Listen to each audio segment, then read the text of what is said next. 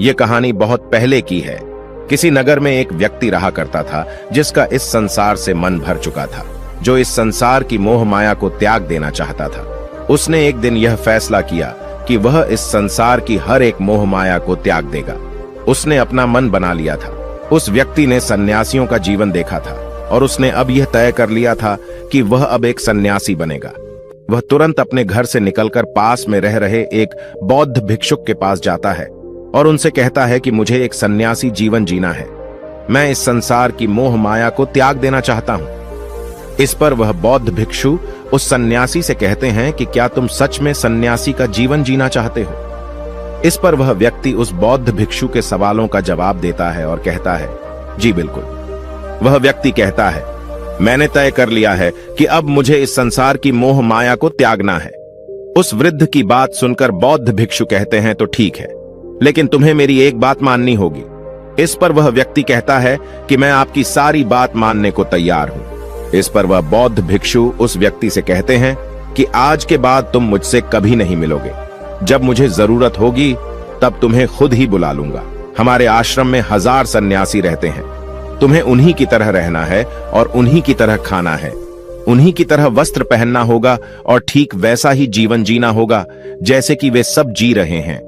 इस पर वह व्यक्ति कहता है कि ठीक है गुरुवर, मैं तैयार हूं। इतना कहकर वह व्यक्ति उस बौद्ध भिक्षु को प्रणाम करता है और वहां से आश्रम की ओर चला जाता है। आश्रम में जाने के बाद उसे एक कमरा मिलता है।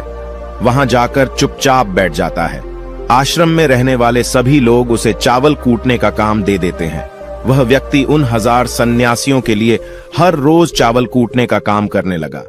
इसी तरह उसका जीवन व्यतीत होने लगा। उसे लगता था कि जब गुरुजी को उसकी जरूरत होगी तब वह उसे बुला लेंगे। इसी इंतजार में वह व्यक्ति वहां रहने लग जाता है। वह सुबह से लेकर शाम तक केवल चावल कूटने का ही काम करता था। उसे यह काम करते करते धीरे धीरे 12 साल बीत गए। अभी तक वह बौद्ध भिक्षुओं ने उस चावल कूटने वाले व्यक्ति को कभी नहीं बुलाया। लेकिन यह काम करते करते अब उस चावल कूटने वाले व्यक्ति के मन में कोई भी विचार नहीं रह गए थे। न ही कोई अड़चन और न ही कोई समस्या उसके मन में पनप रही थी। 12 सालों के बाद वह बौद्ध भिक्षु कब बूढ़े हो चुके थे। उन्हें लग चुका था कि अब उनका अंतिम समय आ चुका है और उन्हें अपना एक उत्तराधिकारी चुनना होगा। इसीलिए उन्होंने पूरे आश्रम में घोषणा करवा दी कि जो कोई भी मेरा उत्तराधिकारी बनना चाहता है वह देर रात में मेरे कमरे के बाहर 4 पंक्तियां लिखकर जाएगा और उसे उन पंक्तियों में बताना होगा कि जीवन जीने का सही तरीका क्या है, इस जीवन को किस तरीके से जीना सही है। इस जीवन का सत्य लिखना होगा। लेकिन एक बात याद रखना, उसे खुद के अनुभव के द्वारा लिखना होगा। किताब में कही हुई बातों को नहीं लिखना होगा या कहीं से नकल मारकर नहीं लिखना है। जो भी यह बताने में सफल हो जाएगा वही मेरा उत्तराधिकारी होगा। आश्रम में जितने भी लोग रह रहे थे वह सब उस बौद्ध भिक्षु को बहुत मानते थे। कोई भी उन्हें धोखा नहीं देना चाहता था। सभी भिक्षुओं के मन में यह चाहत थी कि वह उनका उत्तराधिकारी बने, लेकिन कोई भी यह काम करना नहीं चाहता था। उन 1000 बौद्ध भिक्षुओं में से एक विद्वान भिक्षुक ने बहुत ही हिम्मत जुटाकर अंधेरी रात में दीवार के बाहर लिख दिया कि मन एक दर्पण की तरह है, उसमें धूल जम जाती है। उस धूल को साफ कर दो तो सत्य अनुभव में आ जाता है और सत्य मिल जाता है।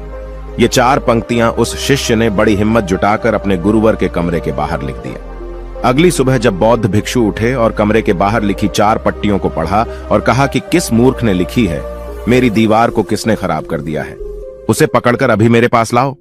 जब आश्रम में सभी लोगों ने पता किया तो पता लगा कि वह विद्वान शिष्य उन पंक्तियों को लिखने के बाद रात्रि में ही उस आश्रम को छोड़ दिया था, क्योंकि यह विचार उसके अपने नहीं थे और विद्वान शिष्य ने जाते जाते अपने कुछ मित्रों से कह दिया था, सुबह अगर गुरुवर को मेरी कुछ 4 पंक्तियां पसंद आई तो वह लोग मुझे बता देंगे, और अगर इन 4 पंक्तियों को पढ़ने के बाद गुरुवर गुस्सा हो जाएं तो तुम सब मेरा पता उन्हें कभी भी मत बताना।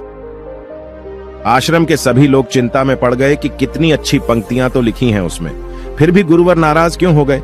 इतनी अच्छी बात तो लिखी थी उसने कि मां ने दर्पण की तरह है, अगर उसे साफ कर दिया जाए तो उसका प्रतिबिंब अस्पष्ट दिखने लगता है। वे सब कहते हैं, चलो देखते हैं कि गुरुवर को ऐसा उत्तराधिकारी कौन मिलेगा जो उनके सवालों का सही जवाब उस दीवार पर लिख सके। वह कौन होगा जिसके पास इससे भी विचार होंगे। कुछ लोग यह सब बातें उस चावल कूटने वाले व्यक्ति के कमरे के बाहर कर रहे थे। वह चावल कूटने वाला व्यक्ति पूरी बातें सुन लेता है और जोर जोर से हंसने लग जाता है। लोग उससे पूछते हैं, इसमें हंसने वाली बात क्या है? तुम्हें इसमें क्या गलत लगता है? वह चावल कूटने वाला व्यक्ति कहता है, गुरुवर, सही तो कह रहे हैं कि किस नासमझ ने यह सब लिखा है। इस पर वैसे लोग गुस्सा हो जाते हैं और उस चावल कूटने वाले से कहते हैं कि तुम्हें क्या पता, तुम तो 12 सालों से सिर्फ चावल कूटने का ही काम कर रहे हो। तुम्हें किस बात का ज्ञान है? न तो तुम्हें शास्त्रों का ज्ञान है और न ही गुरुदेव ने तुम्हें कभी ज्ञान दिया। अगर तुम्हें इतना ही ज्ञान है तो तुम ही क्यों नहीं अच्छे शब्द बता देते? वह व्यक्ति हंसते हुए कहता है कि ठीक है, मैं जरूर बता दूंगा, लेकिन इतने सालों से मैंने लिखने का अभ्यास नहीं किया हूं तो लिखना मैं भूल गया हूं। मैं बातों को जरूर बता दूंगा, लेकिन किसी को मेरी बातें लिखनी होगी। और यह भी याद रखना कि मुझे उत्तराधिकारी बनने का कोई भी शौक नहीं है। इस पर वैसे लोग कहते हैं, तो ठीक है, क्या लिखना है बताओ? वह चावल कूटने वाला व्यक्ति कहता है, तो लिखो जो मैं बता रहा हूं। कैसा दर्पण कैसी धूल, न कोई दर्पण न कोई धूल, जो इसे जान लेता है वह सत्य को प्राप्त हो जाता है। यह बात उस गुरुदेव के कानों में पड़ जाती है। आधी रात को वह गुरुदेव उस चावल कूटने वाले व्यक्ति के पास आते हैं और उससे कहते हैं कि तुम यहां से चले जाओ, वरना यहां पर रहने वाले आश्रम के सभी 1000 लोग तुम्हें छोड़ेंगे नहीं।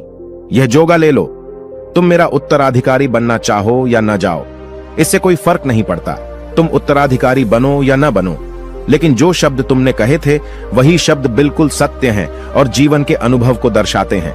इसलिए मन ही मन मैं तुम्हें अपना उत्तराधिकारी मान लिया हूं। और अगर यह बातें उन 1000 आश्रम वाले लोगों तक पहुंच जाएंगी तो वह सब तुमसे जलने लगेंगे और तुम्हें चोट पहुंचाएंगे। यह लोग बर्दाश्त नहीं कर पाएंगे। यह चावल कूटने वाले व्यक्ति उत्तराधिकारी कैसे बन सकता है? जिसे कभी ज्ञान नहीं, जिसने कभी शास्त्र पढ़ा ही नहीं, वह उत्तराधिकारी कैसे बन सकता है? वह भला कैसे सत्य को प्राप्त कर सकता है? और यहां पर शास्त्र जानने वाले सभी लोग सर पीटते रह जाएंगे। इसलिए तुम यहां से चले जाओ, कहीं और अपनी दुनिया बनाओ और वहां के लोगों को ज्ञान से भर दो। इस पर महात्मा बुद्ध ने भी अपने एक शिष्य से कहा था, जब तुम्हारे मन की सारे विचार शांत हो जाएं, तुम्हारे भीतर विचार आना बंद हो जाए, उस दिन से तुम्हें सत्य का अनुभव हो जाएगा। तुम सत्य का अनुभव करोगे, खुद को भी और इस ब्रह्मांड को भी समझ पाओगे। और यही बुद्धत्व प्राप्ति का पहला कदम है। मन को शांत करने का पहला तरीका जो बौद्ध ग्रंथों में बताया गया है वह खुद के विचारों पर करना। इन्हें अच्छे से समझना कि आखिर आपके अंदर कौन से विचार उत्पन्न हो रहे हैं, आपके अंदर आखिर क्या चल रहा है। उन्हें अच्छी तरीके से और जागरूकता के साथ समझने की कोशिश करना, न कि अपने विचारों को दबाने की कोशिश करना। अगर आप अपने मन के विचारों को दबाने की कोशिश करते हैं तो यह गलत होगा, जिसकी वजह से मन और तेजी से भटकने लगेगा और बार बार भटकेगा। लेकिन जब भी आपको लगने लगे कि आपका मन बहुत तेजी से भटक रहा है तो तुरंत आप उस पर ध्यान देना शुरू कर दें। उसको जागरूकता के साथ देखें और अपने विचारों पर ध्यान दें। निरंतर प्रयासों के बाद आप पाएंगे कि आपके अंदर विचारों को जागरूक होकर देखने की एक आदत सी लग गई है। लेकिन उसी के साथ आप यह भी देख पाएंगे कि आपके मन में बुरे विचार अत्यधिक उत्पन्न हो रहे हैं। आपके मन में जो भी विचार उत्पन्न हो रहे हैं वह सकारात्मक भी हो सकते हैं और नकारात्मक भी। उनसे आपको कोई भी छेड़खानी नहीं करनी है, बस आपको अपने प्रयास पर काम करते रहना है। लेकिन यह अभ्यास आप लगातार करते रहे हैं तो एक समय आने के बाद आप अपने विचारों को नियंत्रित करने में सफल हो जाएंगे और उसे रोक भी सकते हैं। तब जाकर आपको असली शांति और सुकून की प्राप्ति हो जाएगी। तब आपको किसी भी प्रकार की चिंता नहीं सताएगी, क्योंकि आप खुद पर विजय प्राप्त कर लिए हैं। आप अपने विचारों को नियंत्रित कर सकते हैं। दोस्तों, इस वीडियो में बने रहने के लिए सच्चे दिल से आपका बहुत बहुत आभार।